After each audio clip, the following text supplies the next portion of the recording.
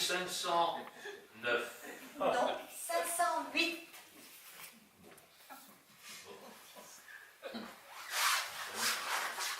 12, 14. Ah mais oui, vous avez raison, là, quintillon, quadrillion, trillion, mais comment le savez-vous si vous ne connaissez pas les principes de raisonnement mathématique? C'est simple, ne pouvions me fier à mon raisonnement mathématique. J'ai appris par cœur tous les résultats possibles de toutes les multiplications possibles. C'est assez fort. Mais je dois vous avouer que je ne suis pas satisfait et je ne vous féliciterai donc pas. Mais en mathématiques, mademoiselle, et en arithmétique particulièrement, ce qui compte, car en arithmétique, il faut toujours compter, ce qui compte, c'est de comprendre. C'est par un raisonnement inductif et déductif à la fois que vous auriez dû arriver à ce résultat ainsi qu'à tout autre résultat. Les mathématiques, mademoiselle, sont ennemies acharnées de la mémoire, excellentes au demeurant, mais néfastes arithmétiquement parlant. Cela ne va donc pas, mais pas du tout. Non, monsieur. Laissons cela, passons à un autre genre d'exercice. Oui, monsieur. Monsieur. Il est dommage, mademoiselle, que vous soyez si peu avancée en mathématiques spéciales. Monsieur. Je crains que vous ne puissiez vous présenter au passage du doctorat total. Oui, monsieur, dommage. Mais au moins, si vous... Enfin, Marie, qu'est-ce que vous me voulez? Eh bien, retournez à votre vaisselle, à votre cuisine. Allez. Nous tâcherons de vous préparer pour le passage au moins du doctorat partiel. Mais enfin, Marie, laissez-moi tranquille, qu'est-ce que vous voulez? Je dois donc vous enseigner, si toutefois vous désirez vous présenter au doctorat partiel. Oh oui, monsieur. Les éléments de la linguistique et de la philologie comparée. Non, monsieur, non, il ne faut pas. Mais Marie, vous exagérez! Non, monsieur. Surtout pas la philologie. La philologie mène au pire. Au pire. Ah, voilà une histoire. Mais c'est trop fort, sortez! Bien, monsieur, bien. Mais vous ne direz pas que je ne vous ai pas averti. Je suis majeur, Marie. Oui, monsieur. La philologie mène au pire. C'est comme vous voudrez. Continuons, mademoiselle. Oui, monsieur. Je vais donc vous prier d'écouter avec la plus grande attention mon cours tout préparé. Oui, monsieur. Grâce auquel, en 15 minutes, vous pourrez acquérir les principes fondamentaux de la philologie linguistique et comparée des langues néo-espagnoles. Oui, monsieur. Le silence, que veut dire cela? Pardon, monsieur. Silence. Ainsi donc, l'espagnol est bien la langue mère, d'où sont nées toutes les langues néo-espagnoles, telles que l'italien, le latin, notre français, le portugais, le roumain, le sarde ou sardanapale, l'espagnol, le néo-espagnol, et par certains de ces aspects, le turc, lui-même cependant plus proche du grec, ce qui est normal étant donné que la Turquie est voisine de la Grèce, et la Grèce plus proche de la Turquie que vous et moi. Ceci n'est pas ailleurs que la démonstration d'une loi linguistique importante qui veut que philologie et géographie sont des sœurs jumelles. Vous pouvez prendre des notes, mademoiselle. Oui, monsieur. Ce qui distingue les langues néo-espagnoles entre elles et leurs idiomes des autres groupes linguistiques, tels les groupes des langues autrichiennes et néo-autrichiennes ou habsbourgiques, ainsi que des groupes espérantistes, helvétiques, monégasques, suisses, andorriens, basques, pelotes, aussi bien que des groupes des langues diplomatiques et techniques. Ce qui les distingue, dis-je, c'est une étonnante ressemblance qui fait qu'il est très difficile de les distinguer les unes des autres. Je parle des langues néo-espagnoles, bien entendu, mais qu'il est cependant possible de distinguer grâce à leurs caractères distinctifs qui sont une preuve évidente de leur extraordinaire ressemblance et qui prouvent indiscutablement leur communauté d'origine, mais qui en même temps les différencient profondément par le maintien des caractères distinctifs dont je viens de parler. Ah oui, monsieur. Et nous ne nous attardons pas dans les généralités. Oh, monsieur. Cela a l'air de vous intéresser, mademoiselle, tant mieux, tant mieux. Oh oui, monsieur. Ne vous inquiétez pas, mademoiselle, nous y reviendrons plus tard, à moins que ce ne soit plus du tout qui pourrait savoir. Oh oui, monsieur. Toute langue, mademoiselle, sachez-le, et souvenez-vous-en jusqu'à l'heure de votre mort. Oh oui, monsieur. Jusqu'à l'heure de ma mort, oui, monsieur. Et ceci est à nouveau un principe fondamental. Toute langue n'est somme toute qu'un langage, ce qui implique qu'elle est constituée de sons. Phonème. J'allais le dire, n'étalez pas votre savoir, écoutez plutôt. Bien, monsieur, oui, monsieur. Les mots, mademoiselle, doivent être saisis en vol par les ailes pour éviter qu'ils tombent dans les oreilles des sourds.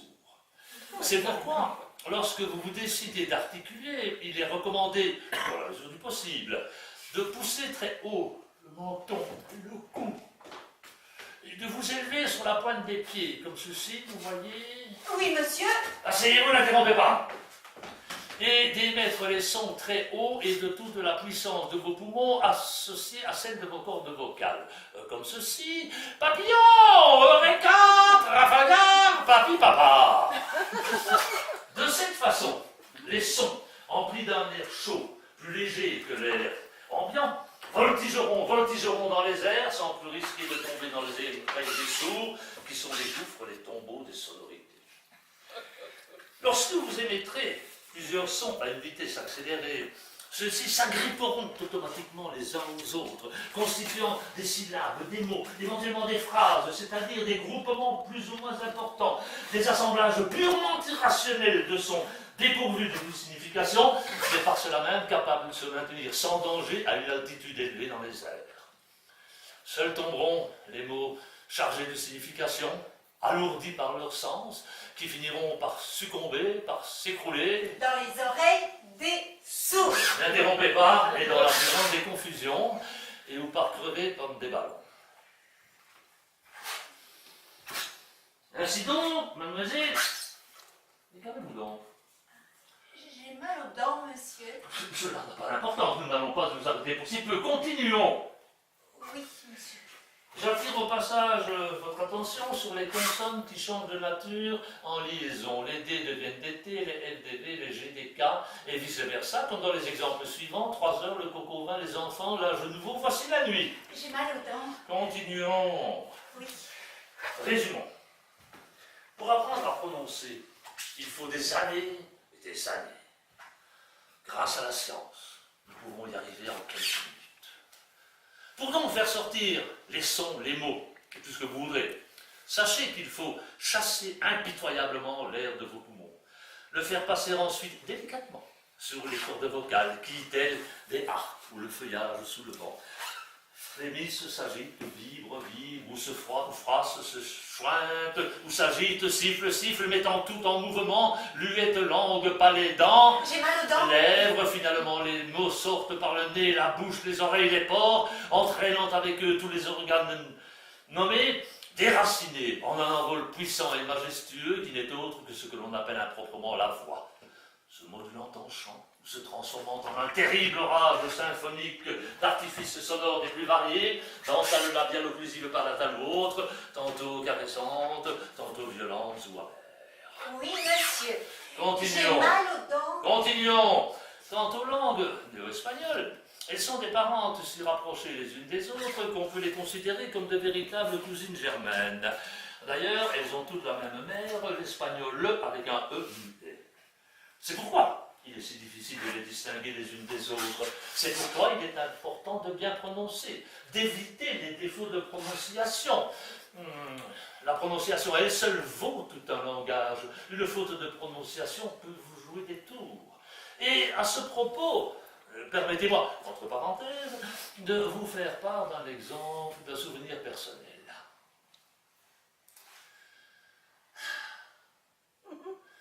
J'étais tout jeune, encore presque un enfant. Je faisais mon service militaire. J'avais au régiment un camarade, vicomte, qui avait un défaut de prononciation assez grave. Il ne pouvait pas prononcer la lettre F. Il disait F au lieu de F. Il disait Fontaine, je ne boirai pas de ton eau, au lieu de Fontaine, je ne boirai pas de ton eau.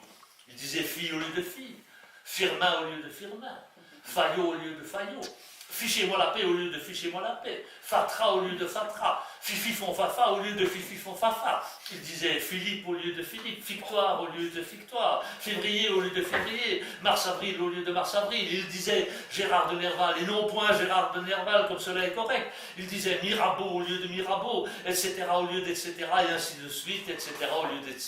Et ainsi de suite. Seulement, Il savait si bien cacher son défaut derrière des chapeaux qu'on ne s'en apercevait pas. J'ai mal aux dents. Continuons. Précisons pour commencer les ressemblances, afin de mieux distinguer par la suite ce qui différencie ces langues entre elles. Les différences ne sont guère accessibles aux oreilles non averties. Ainsi donc, mademoiselle, tous les mots de toutes ces langues... Ah oui? Oh monsieur, j'ai mal aux dents. Continuons. Sont toujours les mêmes. Même désinence, même suffixe, même préfixe, même racine. Les racines des mots sont-elles carrées? Carré ou cubique, c'est selon. J'ai mal aux dents. Continuons. Ainsi, pour vous donner un exemple qui n'est somme toute qu'une illustration, prenez le mot front. Avec quoi le prendre? Prenez-le avec ce que vous voulez, mais prenez-le et n'interrompez pas. J'ai mal aux dents. Ah, continuons, je dis continuons. Prenez le mot français front. Avez-vous pris? Oui, oui, mes dents, mes dents. Le mot front est racine dans frontispice. Il l'est également dans effronté. Ispice est suffixe, F est préfixe. On les appelle ainsi parce qu'ils ne changent pas, ils ne veulent pas. J'ai mal aux dents. Continuons vite. Ces suffixes et préfixes sont d'origine espagnole. Vous vous en êtes aperçu, n'est-ce pas? Parce que j'ai mal aux dents. Continuons. Vous avez également remarqué qu'ils ne changent pas en français. Eh bien, rien ne peut les faire changer, ni en italien, ni en latin, ni en roumain, ni en portugais, ni en sardanapale, ni en sardanapali, ni même en oriental. Front, frontispice et fronté, nous avons invariablement même suffixe, même racine, même suffixe, même préfixe, et cela dans toutes les langues, et c'est valable pour tous les mots. Dans toutes les langues, ces mots veulent dire la même chose. Évidemment. J'ai mal aux dents. Hein. Car comment pourrait-il en être autrement? Nous avons toujours même signification, même composition, même structure sonore, non seulement pour ce mot, mais pour tous les mots concevables, et cela dans toutes les langues. Car une même notion ne s'exprime que par un même mot et ses synonymes, et cela dans tous les pays. Et laissez donc vos dents! Oh, j'ai mal aux dents. Ah, continuons. Comment dites-vous en français? Les roses de ma grand-mère sont aussi jaunes que mon grand-père qui était asiatique. J'ai mal aux dents. Continuons. Dites quand même. En français. En français. Que je dise en français, les roses de ma grand-mère sont... Aussi jaunes que mon grand-père qui était asiatique. Bien, on dira en français, je crois, les roses de ma... Comment dit-on grand-mère en français? En français, même grand-mère. Les roses de ma grand-mère sont aussi jaunes. Jaune en français, ça se dit jaune. Évidemment. Sont aussi jaunes que mon grand-père quand il se mettait en colère. Non, qui était là. Asiatique, C'est j'ai cela. mal aux dents. Non, tant pis, continuons. Maintenant, traduisez-moi cette phrase en espagnol et ensuite en néo-espagnol. En espagnol, ce sera les roses de ma grand-mère sont aussi jaunes que mon grand-père qui était asiatique. C'est faux. Et en néo-espagnol, les roses de ma grand-mère sont aussi jaunes que mon grand-père qui était asiatique. C'est faux. Vous avez confondu, vous avez inversé, vous avez pris l'espagnol pour du néo-espagnol et de l'espagnol pour de l'espagnol. Enfin, le contraire. J'ai mal aux dents. Vous vous embrouillez, hein? C'est vous qui m'embrouillez. Alors, soyez attentifs et prenez note. Je vous dirai cette phrase en espagnol, ensuite en néo-espagnol, enfin en latin. Vous répéterez après moi et notez bien les ressemblances, car ce sont des ressemblances identiques. Alors écoutez et suivez bien. J'ai mal. Aux dents. Continuons.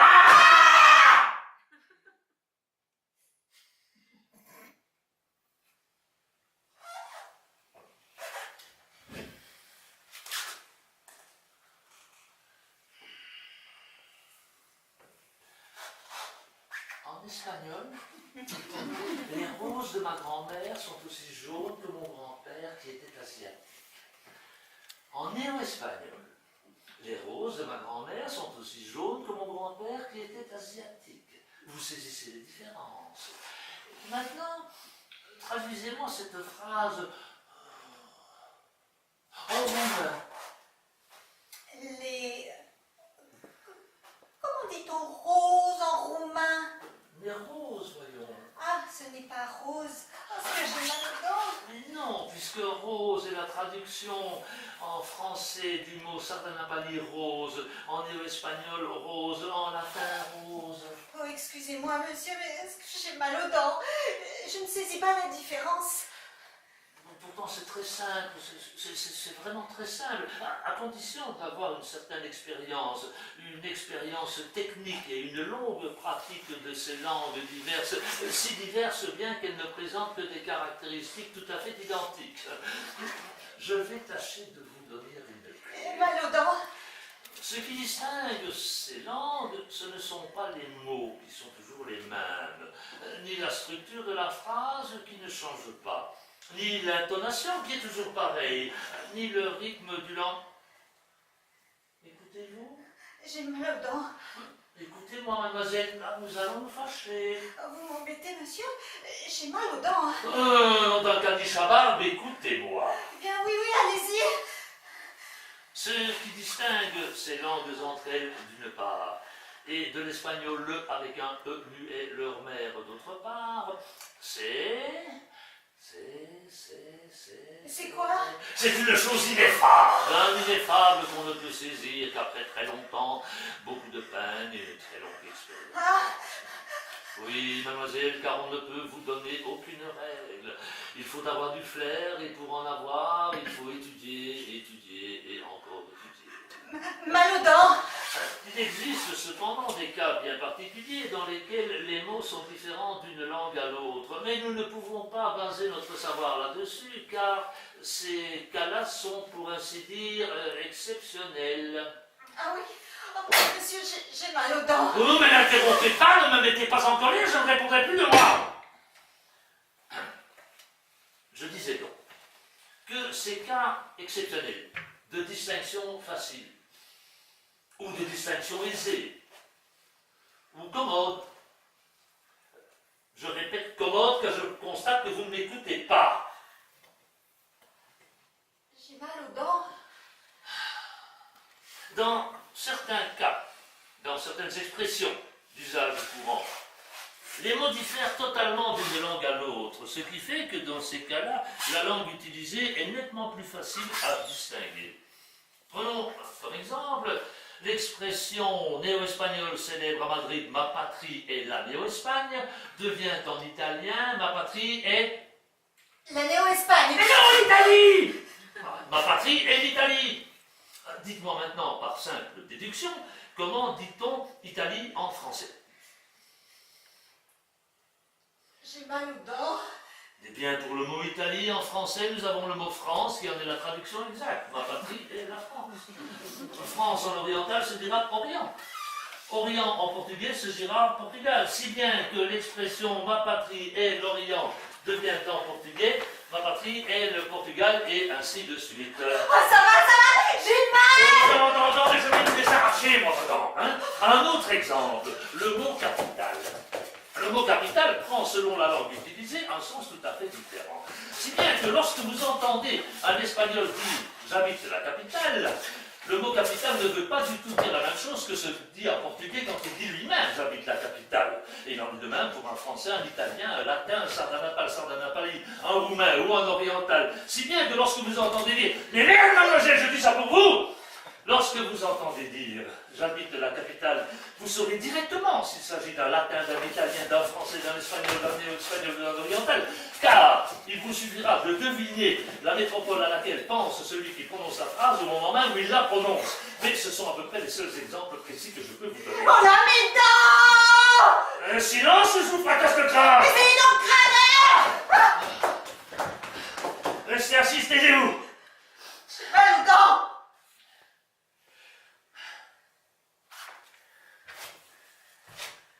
La chose la plus, comment dirais-je, paradoxale, c'est ça, paradoxale.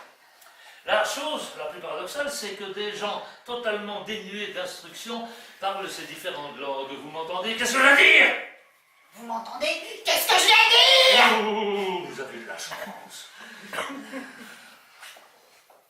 Des gens du peuple parlent espagnol farci de néo-espagnol qu'ils ne discernent pas tout en croyant parler le latin.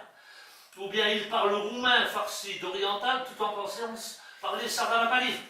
Ou ils parlent espagnol farci de néo-espagnol en pensant parler espagnol. Vous comprenez?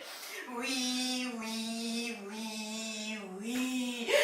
Que voulez-vous de plus? Pas d'insolence mignonne ou garatoire. Et le con, c'est que certains, en un latin qu'ils pensent espagnol, disent j'ai mal à mes deux fois à la fois, s'adressant à un Français qui ne comprend pas un mot d'espagnol.